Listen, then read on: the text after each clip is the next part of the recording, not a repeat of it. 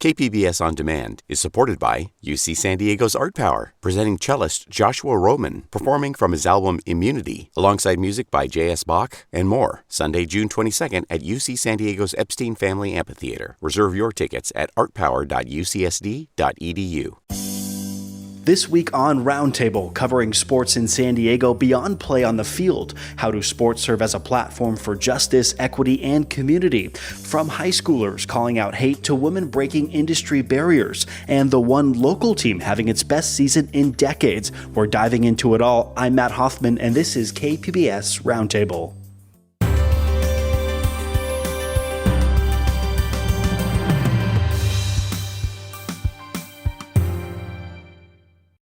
KPBS On Demand is supported by UC San Diego's Art Power, presenting cellist Joshua Roman, performing from his album Immunity, alongside music by J.S. Bach and more, Sunday, June 22nd at UC San Diego's Epstein Family Amphitheater. Reserve your tickets at artpower.ucsd.edu. I know we'll be viewed in a negative light for protesting the game, but it's not just a game that we're protesting. That's what everybody's missing. We're not just standing up for Lincoln High School. We're standing up for every other team that's also been treated unfairly and unjust. And since the remarks, I mean, it's not acceptable. Fall means Friday night lights are back at high schools, but a marquee matchup between two of the best football teams is not happening, and it's not because of the pandemic. This is a story less about sports and more about race, class, and humanity. This week, Lincoln High School, a public school that largely serves students of color in Southeast San Diego, announced that it will not participate in a game against Cathedral Catholic. That's a private school located in Carmel Valley. Now, this all goes back to racist social media posts from the pandemic spring season earlier this year, and how staff at Lincoln say that Cathedral Catholic has not done nearly enough to address the issue. KPBS education reporter MG Perez is here to talk with us all about it. Hey, MG. Hello. Okay, so let's briefly lay out the root of this issue. What was posted online by Cathedral Catholic back in April? Well, as is the case in this day and age, it was all about what was on social media, and there were pictures that featured the Catholic football players, several of them. In one case, they were wearing T-shirts that said Catholics versus convicts. In another picture, players were mimicking what appeared to be gang signs. So the implication was definitely a slam on the Lincoln football players. Now, there were some consequences here. How was Cathedral Catholic punished? So the consequences included the suspension of the head coach, Sean Doyle, for 2 games, and the team was put on 2 years probation and ordered to implement some kind of education program that would hopefully educate their football players and other students around what racism is and why it's wrong. This week, Lincoln was scheduled to play Cathedral Catholic, but the coach for Lincoln, backed by school officials, said that won't be happening. David Dunn says it's about protecting the players' dignity and respect. MG, what else did he say in his statement that he put out this week? Well, he did also mention, he said in his statement, we acknowledge that members of the Cathedral community have made an effort to connect with coaches and faculty at Lincoln. However, his interpretation is that there needs to be more deliberate, intentional efforts to combat racism. So basically, he's saying the apology is not enough.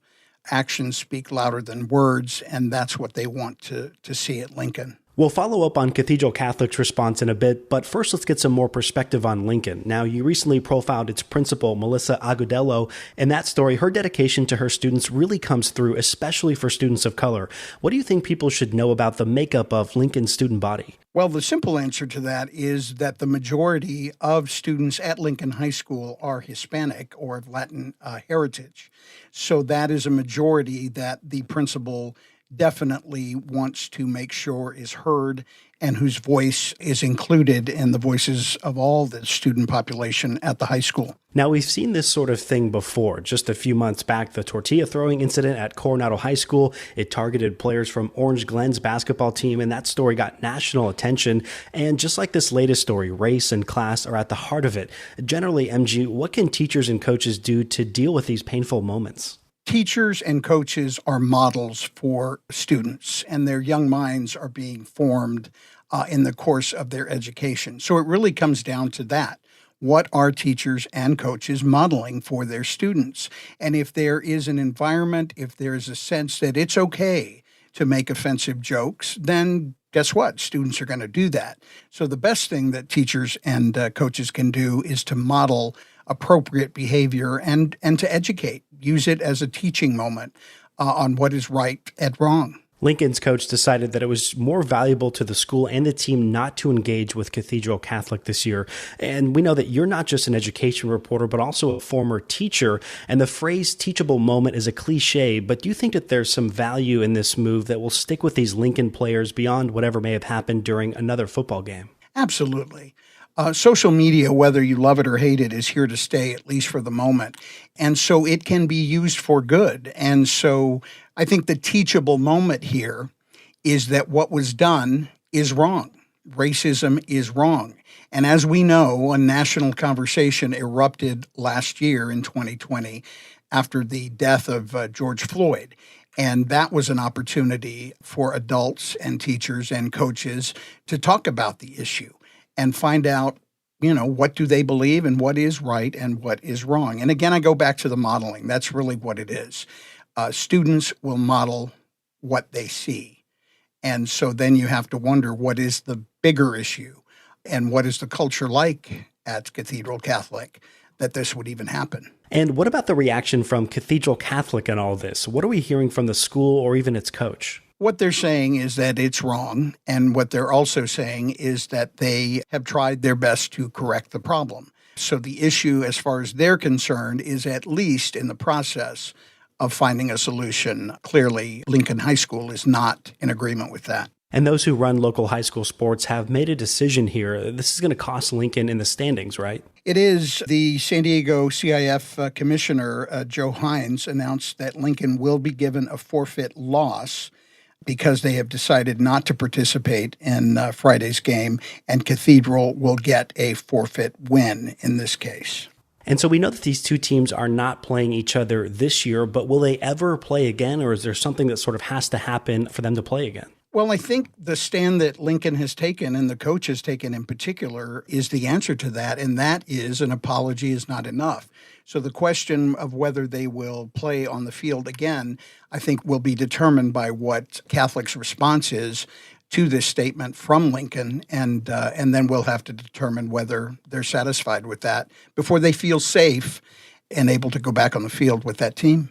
I've been speaking with MG Perez. He's our education reporter here at KPBS, and thanks so much for your time, MG. Thank you.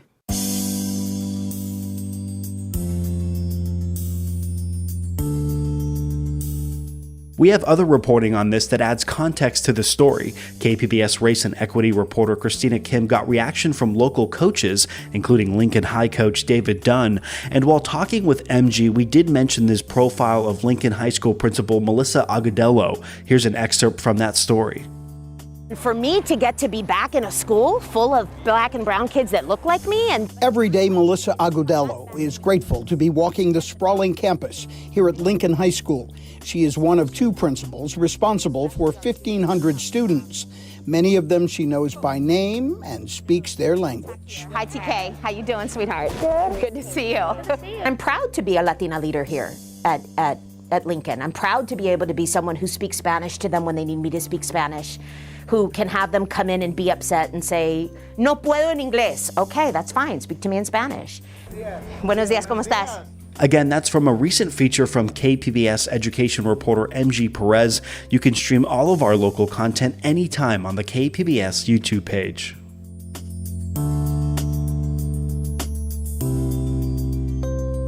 Stories like the one involving Lincoln High School highlight issues of equity and representation in sports. And part of this includes which sports are covered and who covers them. That was part of the focus of a Women in Sports Summit hosted recently by ESPN right here in San Diego. It featured women athletes and journalists sharing their stories and advice. Samantha Rivera is a reporter for Fox 5 here in San Diego, and she's here to tell us all about it. Hey, Samantha. Hey, thank you so much for having me.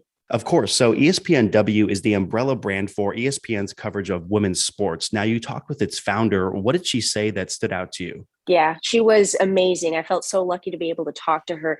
She made a great point about relationships in sports and women not just being one on one anymore, because there really is an entire network of us now able and willing to help each other out. So, events like these really help you feel comfortable and confident. You can really take on the world with the support of these women behind you. ESPN baseball announcer Jessica Mendoza was also at this event. She was part of an all-women play-by-play team earlier this year, the first in MLB history. That's when she and Melanie Newman called a Padres-Dodger game last month. Their rise is an example of the persistence that you describe as the theme of this event. What other gains can we point to over the past year or so? Well, most recently, the AHL announced they would have 10 female referees working this season. They had no female official before this, which is truly just insane to me. And then there was also Sarah Thomas, being the first woman to officiate a Super Bowl game. So just stuff that really makes you proud to see it happening. But at the same time, question why it's taken that long to happen. But, nonetheless, it's been great to see these sorts of things happen. And of course, the San Diego Gulls are part of the AHL here in San Diego. But sort of working as a woman in sports, especially on camera, it brings a set of challenges that men simply don't have to deal with. How do events like this help build support systems, especially for those just starting in the industry and women of color? Oh my gosh, they are so helpful. Just sharing your stories, raising your level of confidence, knowing that you have an army of women who will be there for you. It's so important to find that group of women who will really have your back no matter what. Here in San Diego, we will soon have our own women's pro team. The National Women's Soccer League is expanding, and a lot is still in the works, including a team name. But what can you tell us about this league and how the former Team USA coach Jill Ellis is involved? Yeah, it's a great league, very competitive, and I'm beyond excited to have it come to San Diego. Jill Ellis, with her years of experience as a team's president, and just her presence alone, I think is going to be super important for them. She's someone women want to be around, that veteran presence to help you be better, not just as a player, but growing as a person. So I think she's going to do great things here in San Diego. The NWSL has had some of its own controversies lately, including a sexual assault scandal involving a former male coach. How has the league and its players responded to that? Yeah, I've seen nothing but support for the women involved, but I've seen so many players not just asking, but telling the league to do better. And it ultimately led to the NWSL's commissioner and general counsel leaving. And I mean, over 3 years and 3 leagues, and nobody did anything to stop Paul Riley is insane. So it's embarrassing. And I truly do hope the league finds a way to do better in the future and prevent things like that from happening. So you've been in San Diego for just under a year now, and keep in mind, we don't have a football team here anymore. What do you think about this sports town compared to other places that you've been? Yeah, it's incredible. The energy is unlike any other place that I've been to. Just meeting Padres fans has been amazing. They're so passionate, whether the team wins or loses, they're there. And then with the SD Loyal team as well, their fans are, so loyal. They're called the locals. They show up to every game, win or lose again. And then just like random athletes that you grew up watching, there's Landon Donovan, Tony Hawk, just, showing up randomly around here. It's been amazing. So I've loved it so far. You've covered a lot of stories. Are there any that have sort of stood out to you? Yeah, most definitely. I would say recently there was a story I did about a local swim coach who beat leukemia. And right before he was officially diagnosed, he was still trying to create these workout videos for his kids, during the pandemic when everything was still on lockdown. And just to see the perseverance that he had through everything, he was still so positive throughout everything and really kind of just helping his family get through it. He was the one with the positive outlook and the mindset of, yeah, I'm going to be fine. I'm going to get through this. And yeah, he was just an incredible person to talk to. And it's been one of my favorites so far. And before we go, your channel Fox 5 is broadcasting the World Series. Who do you like this year? And what do you think of the Padres' chances of maybe breaking through next year? Yeah, I've got the Braves winning it all. I'm kind of sick and tired of the Astros winning for obvious reasons. And as far as the Padres, I think they can go pretty far. They've got the right pieces. Hopefully, all those injuries that we saw have gotten better, and hopefully a new manager can bring in some fun and exciting energy to get the guys pumped up again. Yeah, I know a lot of fans are hoping that they will go very far next year. I've been speaking with Samantha Rivera, a sports reporter for Fox 5 San Diego. Thanks so much, Samantha. Of course. Thank you. KPBS On Demand is supported by UC San Diego's Art Power, presenting cellist Joshua Roman, performing from his album Immunity, alongside music by J.S. Bach and more, Sunday, June 22nd at UC San Diego's Epstein Family Amphitheater. Reserve your tickets at artpower.ucsd.edu. This is a rivalry game, and it's an important game. And we right now, we've got the old oil can and we'd like to keep it. That's Aztecs football head coach Brady Hoke on the challenge ahead this weekend. Now, usually San Diego State football does not get a ton of national attention, but they're on a roll. Their undefeated start is the best in decades, and they're doing it despite playing all their games on the road. It's worth talking about, and to do so, we have one of the young voices from campus covering this team. Jane Utig is the multimedia assistant editor for the Daily Aztec, SDSU student-run newspaper. Thanks so much for joining us, Jane. Hi, yes, so excited to be here. So first off, the Aztecs are undefeated at 7 wins, 0 losses. What's next on the schedule as they try to keep the magic going? Yeah, so really exciting time to be an Aztec and also just to be here from San Diego. So this weekend on Saturday, they're going to face Fresno State at Dignity Health Sports Park in Carson. That game starts at 7:30 and it's going to be a big game. We're all hoping for another historic win, which will hopefully give them the momentum that they need before their game in Hawaii on November 6th. We have an unlikely star emerging from this team, kicker and punter Matt Ariza, who we should mention is also from Rancho Bernardo High School. He's gone viral in recent weeks. Here's what Coach Brady Hoke had to say about him during his last post-game press conference. He's the MVP as far as I'm concerned right now, how he's played and what he's done. And the thing that, excites me the most is he comes every day, and Matt's got a different attitude than maybe some other kickers would have. I mean, against Utah, he goes down, makes 3 tackles, right? And they're pretty daggone physical too. Why is Ariza someone to watch for Aztec fans this season? First off, I just think he's been such a fun athlete to watch this season. And of course, everyone's looking to see what he does every single game. And I think the turning point was definitely this past weekend in Colorado Springs against Air Force. After that kick, on Twitter, people were just retweeting it, instantly went viral.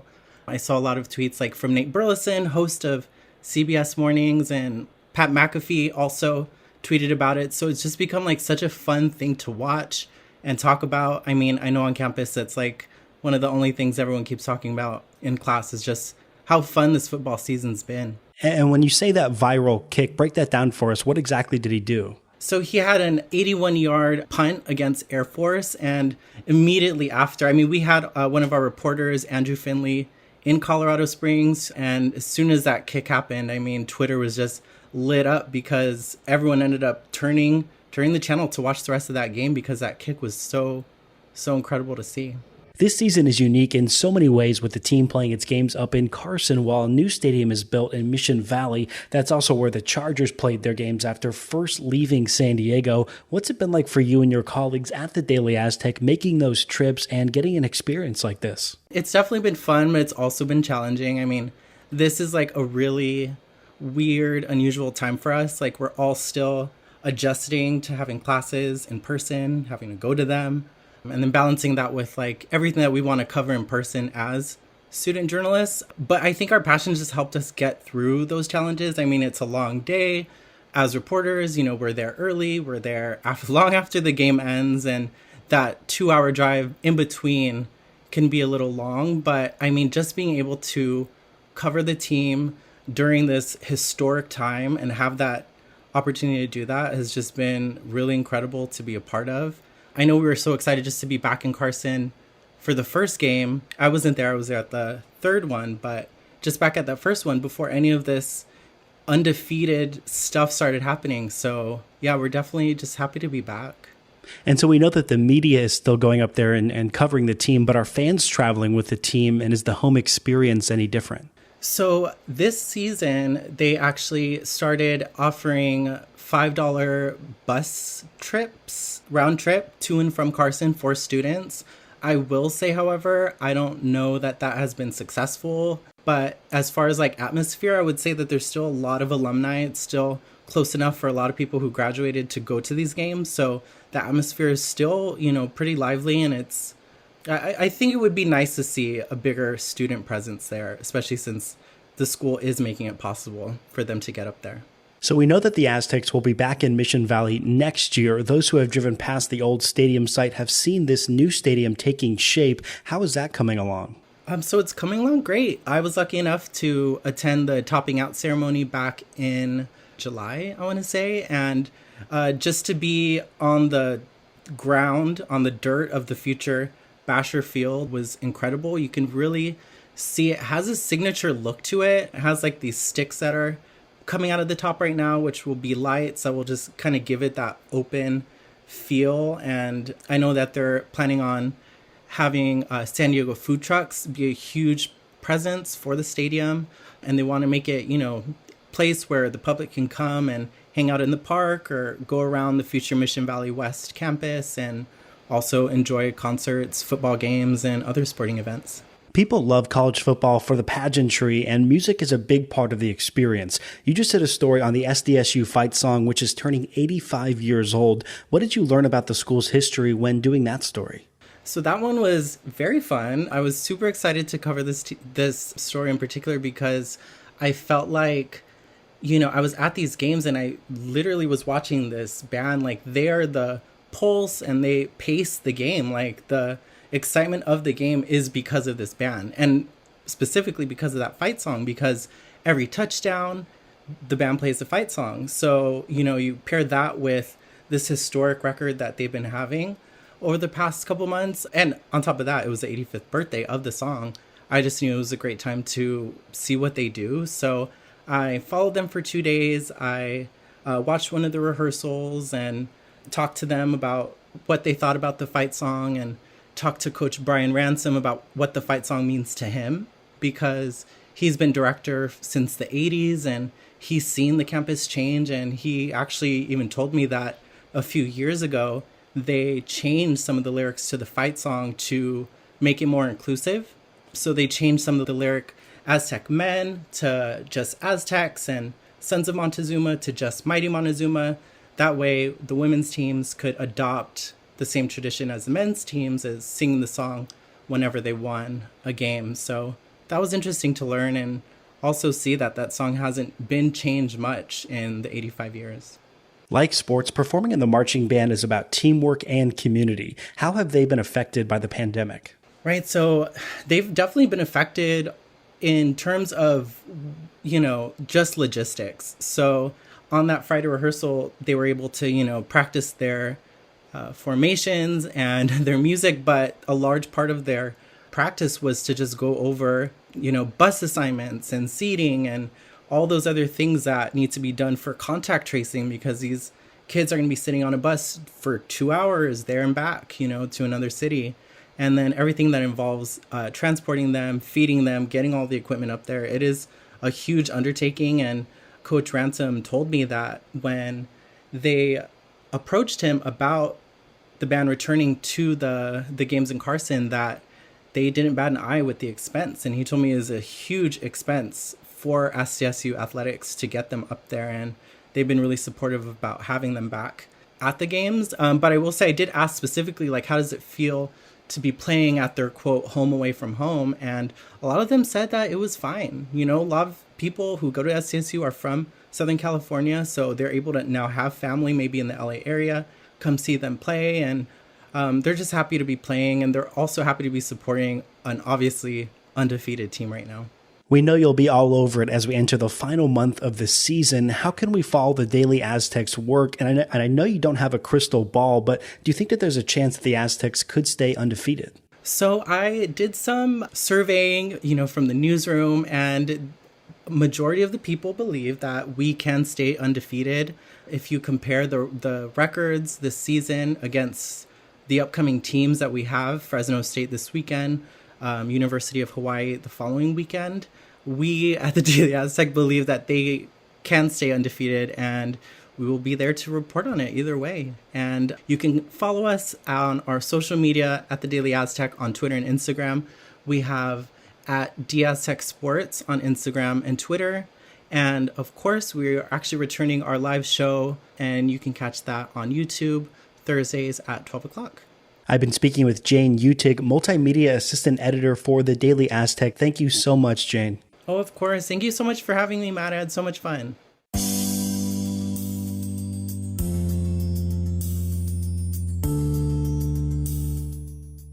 And we can't end the show without hearing from the Aztecs' breakout star. Here's some of Matt Ariza's back and forth with local media this week. He was talking about his new Twitter fame and bringing some overdue attention to kickers in football. I'm getting a lot of attention on Twitter recently, especially from one Pat McAfee. Tell me, how's it feel knowing a guy like that with that pedigree is talking about you?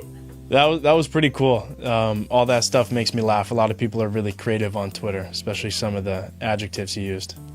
I think of all the things that I saw this weekend. My favorite was the small Heisman campaign that has begun to be built for you. Are you ready to take on such an award in all its promise?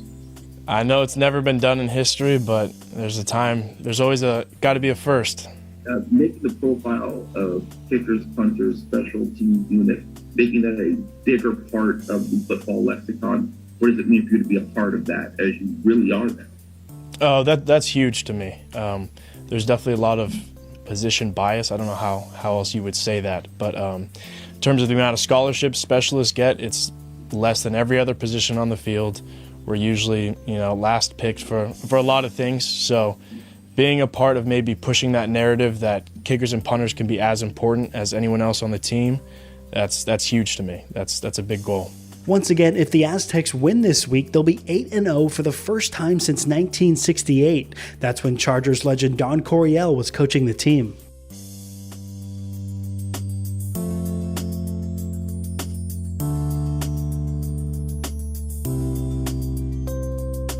Thanks so much for tuning into this week's edition of KPBS Roundtable, and thank you to my guests, MG Perez from KPBS News, Samantha Rivera from Fox 5 San Diego, and Jane Utig from the Daily Aztec. If you missed any part of our show, you can listen anytime on the KPBS Roundtable podcast. I'm Matt Hoffman. Join us next week on Roundtable.